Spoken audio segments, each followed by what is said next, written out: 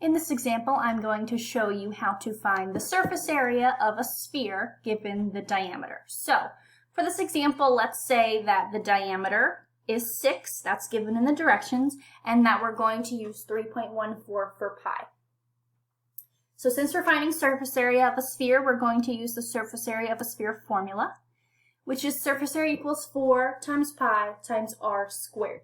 In the formula, it asks us to use the radius, not the diameter. But since the directions gave us the diameter, we can use that information to find the radius. So the radius is half of the diameter. So if it tells us the diameter is 6, we can find half of 6 to find the radius. So half of 6, or 6 divided by 2, is 3. So our radius, halfway across the center of a circle, is 3.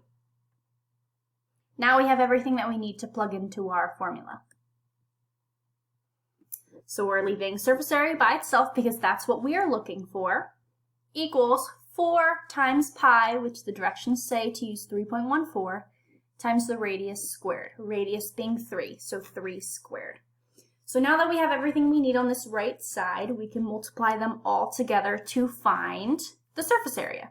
Just beware that 3 is the only thing that is squared when you multiply it.